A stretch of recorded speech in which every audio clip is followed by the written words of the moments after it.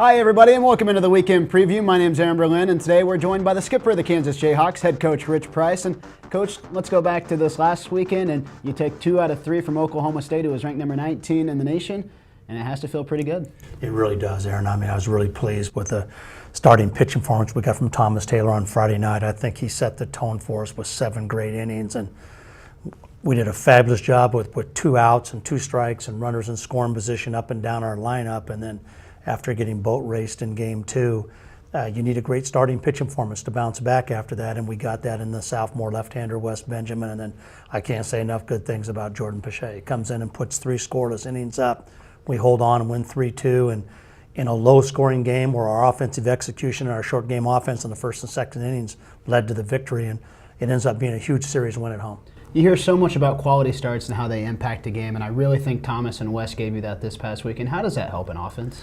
Well, I think the big thing it does is it keeps the energy and enthusiasm in your dugout where you're not constantly playing from behind, and every time you don't get a base hit with somebody in scoring position, that it magnifies when your starting pitching is put you behind the 8 ball. But I read a great quote from Tim Tadlock. They were at Kansas State on Friday night, and he's the coach at Texas Tech, and they got beat on a 2-out, 2-strike base hit Friday night at Kansas State, got left on the field, and the next day they get boat raced, absolutely boat raced. They get 10 run on Saturday, 10 run on Sunday, and reporters were asking him about, his team didn't bounce back, and his quote was, "Hey, our team was fine.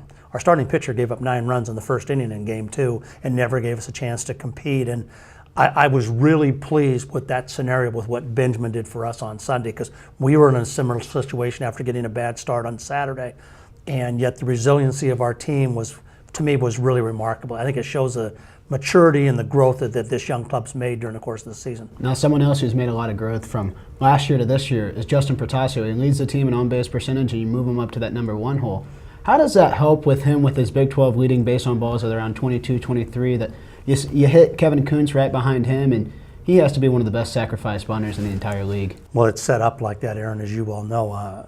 Kevin's strength is his ability to play defense, and he's been playing at a really high level here the last few weeks since he returned from his ankle injury, and he handles the bat really well. And when I was recruiting Justin Protasio, I thought because he's 5'6" and he's a left-handed hitter that his on-base percentage would be over 400. And just to give you an idea of the progress that young man's made, he had less than 190 last year as a freshman, and to see his numbers as we head into halfway point of the Big 12 Conference, to be over 300 for an average, to be over 400 in his on-base percentage, being the top 2 or 3 in the league in walks.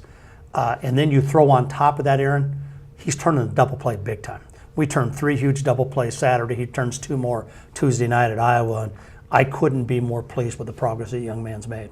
Now you take a look at where this team is this year as opposed to last year when they were 12-19 through this point.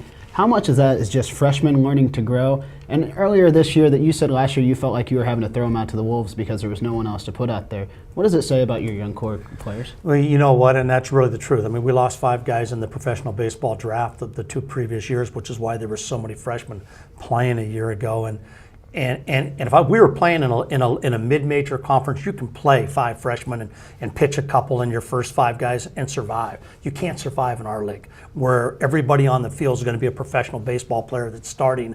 And our guys handled it right. They grinded. They got better. We played better the month of May than we did the first 3 months of the season. It carried over into the Big 12 tournament, and now you look at where we're at right now. My assistants have done a really good job. Richie's done a fabulous job in the development of our young hitters, and also in the defense and short game. And we might set an all-time record in stolen bases, which is unheard of here. And he's been really aggressive running the offense, and Coach Graves continues to do a great job developing our pitchers. And I'm really proud of where the growth's at, because we still got 22 freshmen and sophomores. A year from now, if we don't get hurt in the draft, we can take another step forward and be back to where we want to be, which is in the top 25 on a consistent basis. You start 3 sophomores, and 2 of those are in the outfield. And the other day I was thinking of in 09 and 10, you guys had a solid outfield when you think about Brian Harry and Jimmy Water and Casey Lytle, but I was thinking this one might be just as good as that. Yeah, I think there's no doubt that that's the case.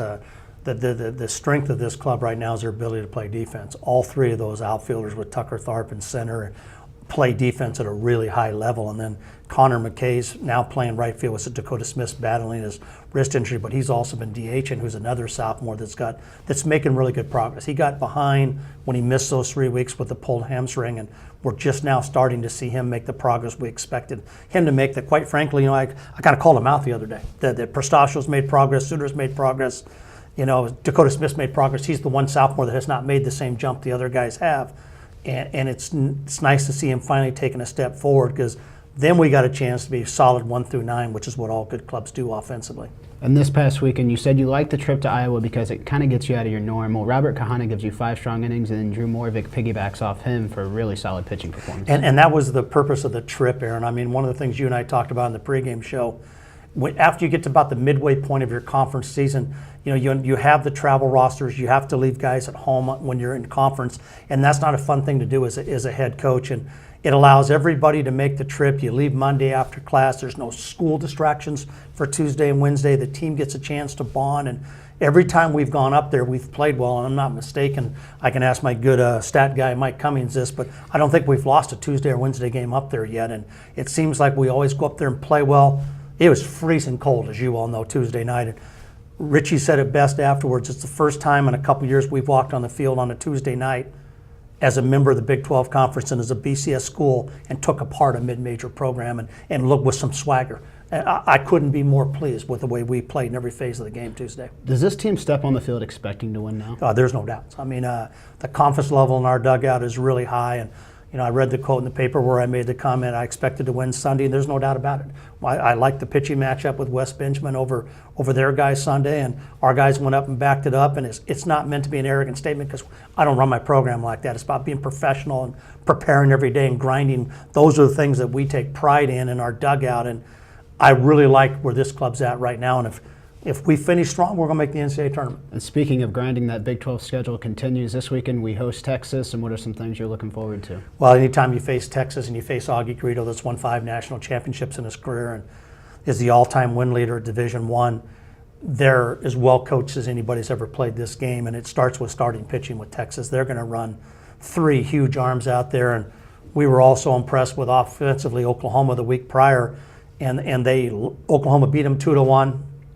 Texas won 1-0. They had a 3-1 lead or 2-1 lead in the 8th inning, and Oklahoma rallied against the All-American closer, Corey Knebel. But when you start about Texas, it starts with starting pitching, and we're going to have to get 3 quality starts in order to win the series. At the beginning of the year, you said 2 or 3 guys in that lineup need to step up and really become big impact players. Has anyone taken that role? Well, Michael Suter certainly has. I mean, you look at his numbers, and he's now in the 3-hole, and he's hitting over 390. He's become an impact player for us, and I also like the progress that Dakota Smith's made. He's probably hit the most balls hard that have been caught. So you look at his average and you see 290, but he's been physical with the bat. He's a good runner. He plays an outstanding right field. He's been good. J.D. Dryling was red hot the first month of the season. Now, he's had a tough couple weeks, and if we can get him going and get De Leon contributing like he did last weekend, then you got the guys in that middle of the lineup that produce runs for you. That was the head coach of the Kansas Jayhawks, head coach Ritch Price, and of course the Jayhawks will take on Texas this weekend, Friday, Saturday, and Sunday. We'd love to see you come out to Hoagland Ballpark. You can also listen to those games on KLWN 1320 here in local Lawrence, and of course on AT&T Jayhawk All Access.